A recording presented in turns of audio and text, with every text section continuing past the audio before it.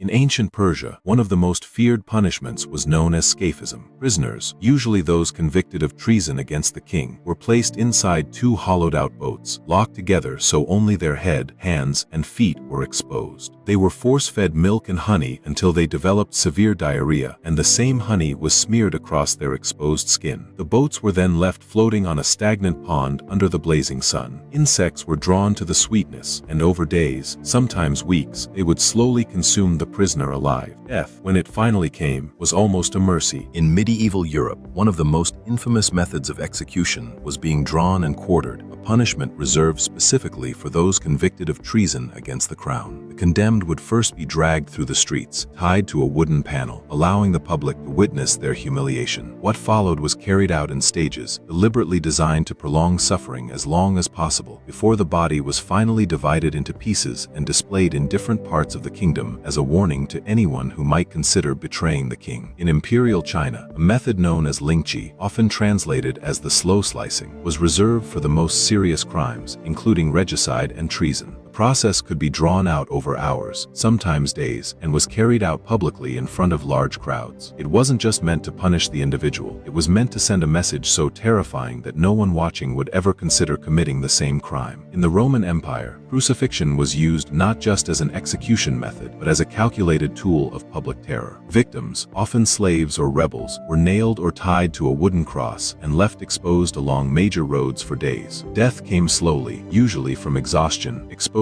or suffocation, sometimes taking several agonizing days. Roman authorities deliberately left bodies on display long after death as a permanent warning to anyone traveling past. Rat torture, used in interrogation chambers. This method involved placing a live rat in a metal or wooden container directly on top of a prisoner's exposed abdomen. Source of heat, sometimes hot coals, was placed on the opposite side of the container. As the container heated up, the rat's only means of escaping the growing heat was to dig and claw its way through the only soft surface available to it, the prisoner's body. This method was documented as being used during interrogations in various parts of Europe and Asia, specifically because it caused prolonged, unbearable suffering while keeping the prisoner alive and conscious for as long as possible, allowing interrogators time to extract information. In the Middle Ages, a device known as the Judas Cradle was used during interrogations, particularly by inquisitors seeking confessions. The victim would be suspended above a pyramid-shaped seat and slowly lowered, using their own body weight against them, in a process designed to cause maximum psychological terror alongside physical agony, often for hours at a time, until a confession, true or false, is extracted. What makes these punishments so disturbing isn't just their cruelty. It's the fact that they weren't crimes of passion or moments of chaos. They were carefully designed systems built by governments, refined over generations, and carried out in public specifically to instill fear into entire populations. The goal was never just to punish one person. It was to control thousands of others who were watching. Today, most of the world has moved away from public torture as a form of justice. But understanding these punishments isn't about glorifying cruelty. It's about understanding just how far power can go when it operates without limits, and why the systems we live under today, however imperfect, exist as a direct response to a history the world never wants to repeat. If this video gave you a new perspective on history, subscribe for more untold stories from the past every week. The Brazen Bull, Ancient Greece. In ancient Sicily, a bronze craftsman named Perillos designed a hollow bull made entirely of brass for the tyrant Phalaris. The condemned would be sealed inside the hollow bull, and a fire would be lit underneath it. As the metal heated, the victim would slowly roast alive inside. The device was built with a specific system of tubes and pipes inside the bull's head, designed so that the victim's screams would echo out through the bull's mouth, transformed into a sound resembling the roar of an actual bull. According to historical accounts, Phalaris was so disturbed by his own invention that he ordered Perillos to be the very first person executed inside it. Keelhauling, European naval punishment, used primarily by Dutch and English navies between the 15th and 18th centuries. Keelhauling was a punishment reserved for sailors guilty of serious offenses like mutiny or desertion. A condemned sailor would be tied to a rope, thrown overboard, dragged underneath the entire hull of the ship from one side to the other. The ship's hull was often covered in sharp barnacles and rough wood, which would tear at the skin as the sailor was pulled beneath the water. Many victims drowned before they even reached the other side. Those who survived were often left with such severe wounds and infections that they died days later anyway.